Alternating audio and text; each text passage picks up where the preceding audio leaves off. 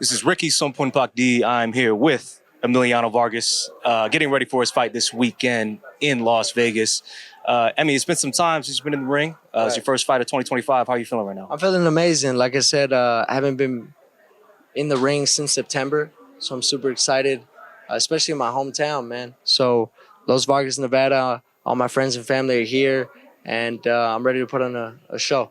When was the last time you fought in Vegas? It was a while ago, right? You've been in Arizona a It was lot. a T-Mobile. Yeah, Right. I've been in Arizona a lot. A lot of Arizona fans. Even when I was fighting real early, the fans would always pull up, man. I was Right. fighting maybe like 3 p.m., and now we're fighting later. So, like I said, I'm happy, and then I'll be back in May. So. Yeah, how many times do we expect to see you in the ring this year, man? You were really active in 2024. Right. You had 4 fights. You had a few cancellations, Right. but how many times should we expect to see Emiliano So look, Vargas? man, people don't know my last fight. I had a hairline fracture in my right hand. Right. Dude had a hard head, man. So I hit him with the right hand. I had a hairline fracture, and 30 seconds later, by the grace of God, and by the practice that we put in training camp, I was able to knock him out as a southpaw with my left hand. So fast forward, hand is fully healed. I'm ready to go, and like I said, I'm really happy to be back. I'm in Vegas, man. Yeah. It's my backyard. For sure.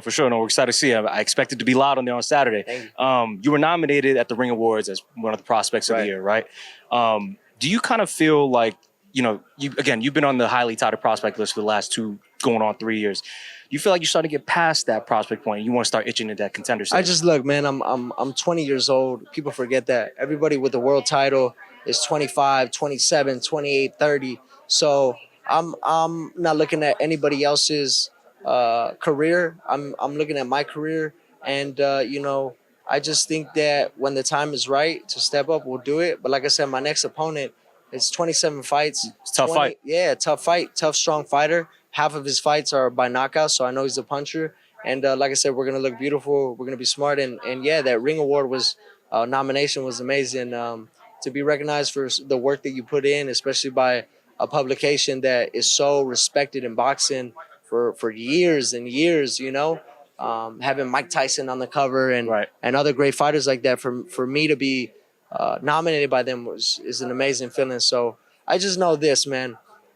I'm special. God made me to be special, whether it's in the ring, whether it's outside the ring. I walk with favor, and I truly believe that. Nobody can tell me any different.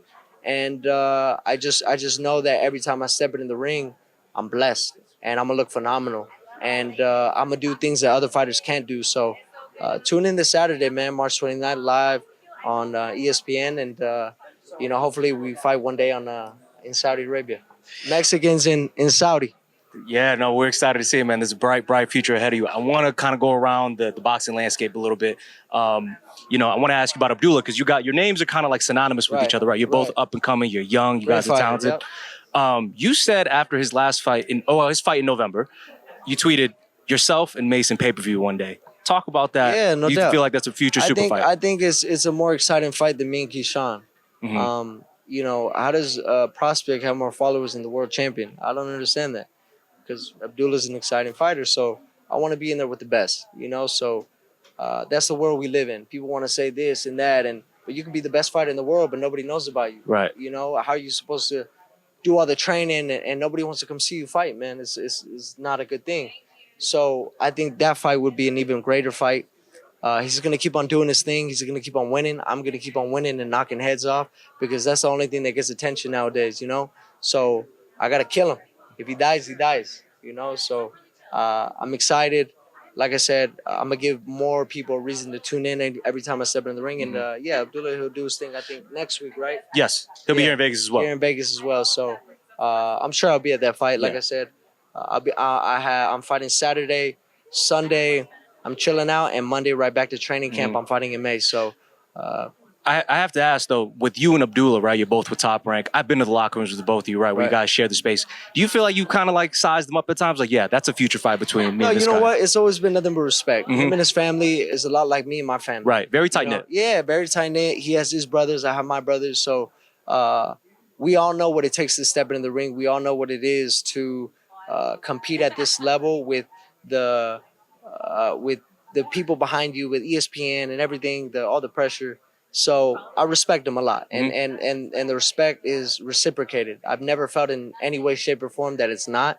He's a respectable person. That's what I'm saying. Some other fighters have to talk crazy to get attention, like Keyshawn or other people, because nobody wants to tune in, bro. So, I mean, look, I respect Abdullah. Like I said, that's a great fight in the future. I'd rather fight him than Keyshawn any day. And go ahead. No, I gotta ask about you keep saying Keyshawn's Yeah. name, and I saw there was a near brawl at the Crawford Madrimov Right. fight. What sparked that? What started this whole Davis brothers versus Vargas brothers thing? Man? No, just him pointing his finger, trying to put his finger in my face. Look, just because I have a nice smile and I wear nice clothes doesn't mean I can't fight. Where does that stem from, though? Do you know? Where does it stem from? I have no idea. You know, whether his brothers don't like my brothers or this and that, I really don't care. You know, but when you put your finger, try to put your finger in my face, you know, obviously I'm gonna do something. Right. So, you know, I'm a man at the end of the day. My father taught me when somebody disrespects you, you disrespect them to the 100-fold.